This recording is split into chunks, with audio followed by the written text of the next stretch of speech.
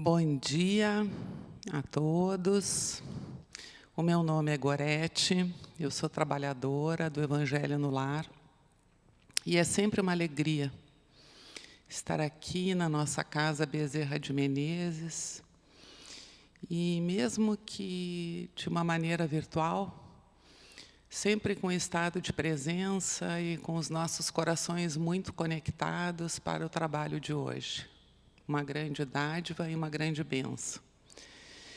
Como em todos os trabalhos da nossa casa, nós vamos começar a nossa tarefa de hoje com uma prece. E assim, para quem se sentir confortável, vamos fechando nossos olhos, relaxando o nosso corpo, serenando os nossos pensamentos, abrindo os nossos corações, te rogando, Pai querido, de infinita bondade, muita iluminação no nosso trabalho de hoje, muita inspiração, que sejamos intuídos como instrumentos da Tua Palavra, que cada um a qual essa mensagem chega hoje, alcance o coração na medida da sua necessidade. E que tenhamos um trabalho com muita iluminação. Que assim seja. O capítulo que nos cai hoje faz parte do capítulo 5, Bem-aventurados os aflitos. O item é o item 7. O sofrimento do homem se deve aos erros cometidos por ele mesmo, nesta vida ou em vidas anteriores. Por uma rigorosa justiça divina, o homem sofre aquilo que fez os outros sofrerem. Se foi duro e desumano, poderá ser tratado com dureza e desumanidade. Se foi orgulhoso, poderá nascer em uma condição humilhante. Se foi avarento, egoísta ou empregou mal a sua fortuna, poderá ser privado do necessário. Se foi um mau filho, poderá sofrer com os próprios filhos, e assim por diante. Por ser a Terra um mundo de provas e expiações, e pelas diversas existências vividas, é possível explicar as grandes diferenças existentes na distribuição da felicidade entre os homens bons e maus desse planeta. Essa diferença na distribuição da felicidade é apenas aparente, pois só conseguimos analisar a vida presente. Aquele que elevar o pensamento a ponto de abranger uma série de existências, compreenderá porque cada um tem o que merece, uma vez que a justiça de Deus nunca falha. O homem jamais deve esquecer que vive num mundo inferior, ao qual está preso por suas imperfeições. A cada contrariedade da vida, deve lembrar que, se estivesse num mundo mais evoluído, isso não aconteceria. Só depende dele trabalhar pelo seu próprio aperfeiçoamento, visando almejar um mundo melhor para viver.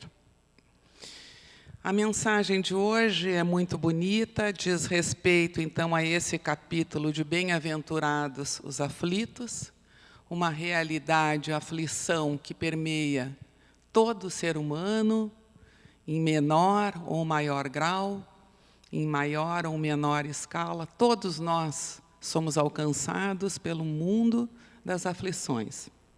As aflições, efetivamente, fazem parte da nossa vida. E o capítulo que nos cai, ele faz parte das causas anteriores das aflições, onde nós temos que nos remeter necessariamente ao princípio universal da reencarnação, como a justiça divina, como a manifestação de um Deus justo e bom, onde nós podemos entender que, por mais que nessa encarnação muitas vezes estejamos fazendo tudo da melhor maneira possível, muitas vezes vamos ser acometidos de aflições extremas em que, aparentemente, podemos não compreender o porquê aquela aflição está nos chegando naquele momento. E me parece que o mais importante, quando nós conversamos sobre a questão de uma aflição, seja nossa, seja de um familiar, de um filho, de um marido, de um familiar próximo, de um colega de trabalho, o caminho mais importante é nós nos darmos conta o porquê aquela aflição está chegando até nós. Como nos diz Emmanuel, diante de uma aflição, nós podemos ter dois caminhos. Ou nós vamos nos focar no problema e vamos ficar atordoados, muitas vezes desesperados, não vamos encontrar saída. Ou nós podemos parar diante daquela aflição nossa ou do nosso irmão mais próximo e pensarmos: o que podemos fazer com essa aflição? Que convite aquela aflição nos está chamando? Porque temos que ter presente em nossa mente, e especialmente em nossos corações, que temos um Cristo Consolador.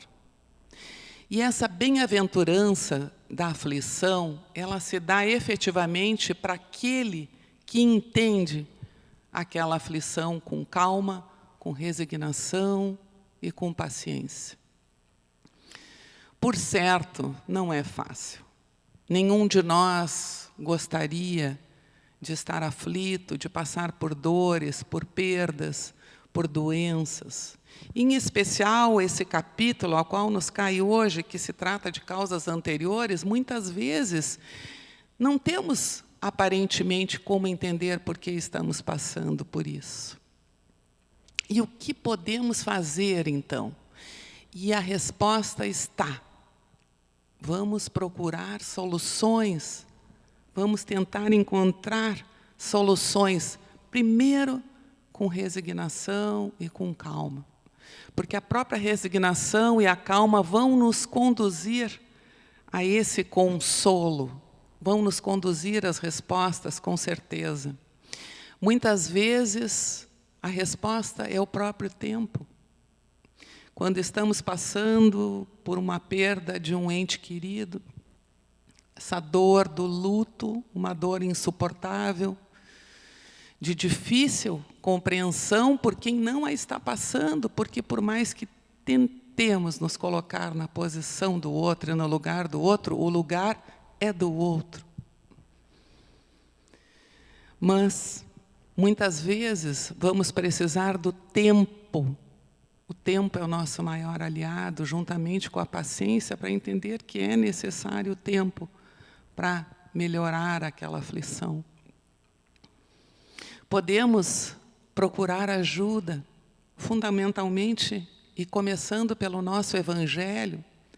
Já na sequência, nós vamos conversar sobre a importância do Evangelho no lar e o quanto é importante a leitura e, fundamentalmente, sentir o Evangelho dentro de nossos corações num momento de aflição. Esse é o recado que nos vem hoje na nossa mensagem. Para aqueles que sofrem aflições, perguntar de que maneira eu estou sendo acometido, por exemplo, de uma doença. O que eu posso fazer? O que me cabe diante desse convite, diante dessa aflição que aparentemente não consigo compreender? Antes de tudo, essa aproximação com a espiritualidade, com Cristo, através da prece, através do exercício do Evangelho do Lar. Na sequência e concomitantemente, a procura médica dos médicos da Terra para nos auxiliarmos nessa doença do ponto de vista tanto físico como espiritual, com a ajuda de terapeutas. Procurarmos alguém de nossa confiança, um amigo, um familiar, para colocarmos os nossos sentimentos. Como é bom nós falarmos dos nossos sentimentos, compartilharmos as nossas dores. Isso já vai nos provocar um certo alívio.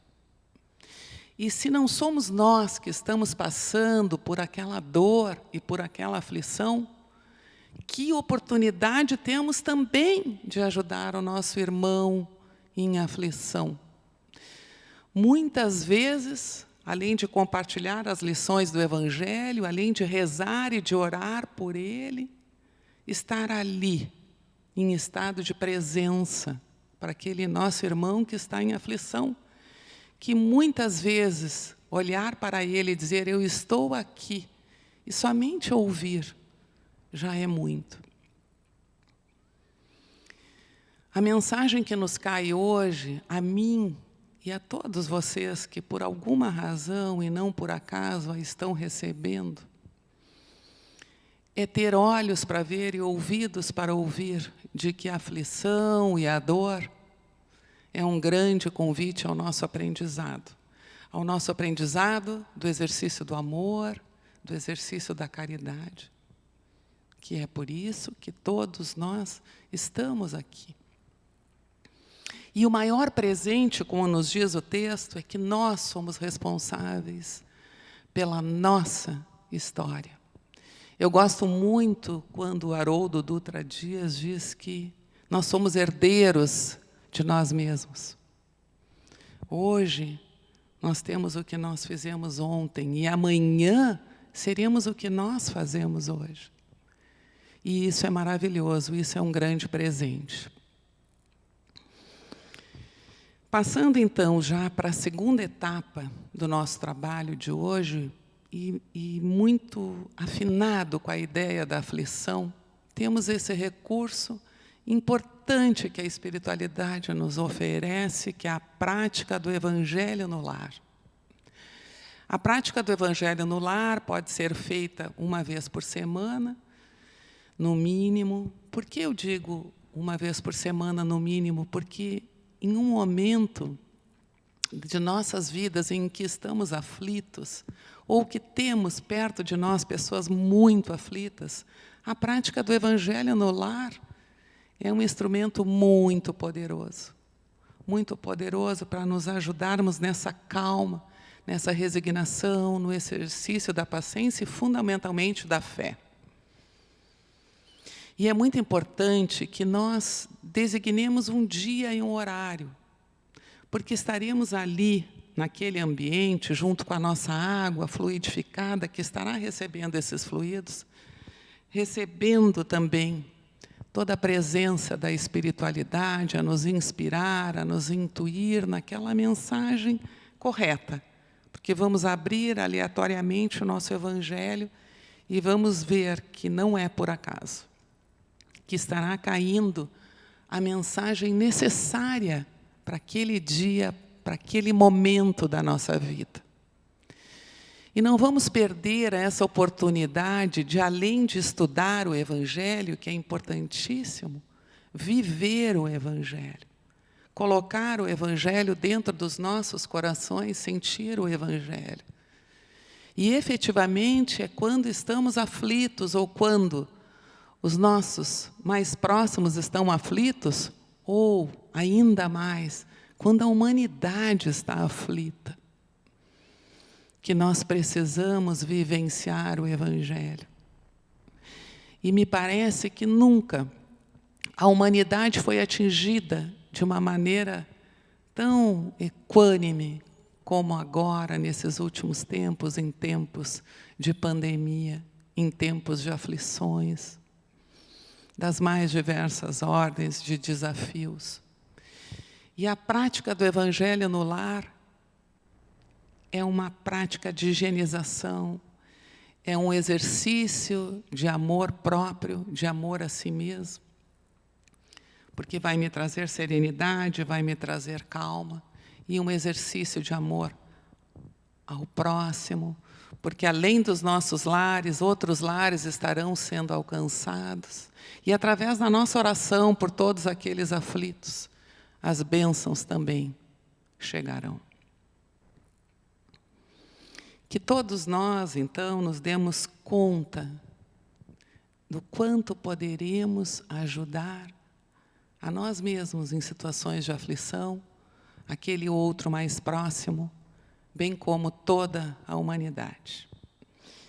E assim, vamos nos encaminhando, então, para a finalização dos nossos trabalhos, com uma prece, fechando novamente nossos olhos e começando com muita gratidão. Gratidão, Pai querido, de infinita bondade, por podermos estarmos aqui, nesse momento, refletindo sobre Tuas palavras, sendo intuídos nas Tuas mensagens. Que todos nós tenhamos nossos corações tocados, que todos nós tenhamos serenidade e calma e a compreensão de que temos um Cristo Consolador, um Cristo que sempre nos ampara. Que assim seja.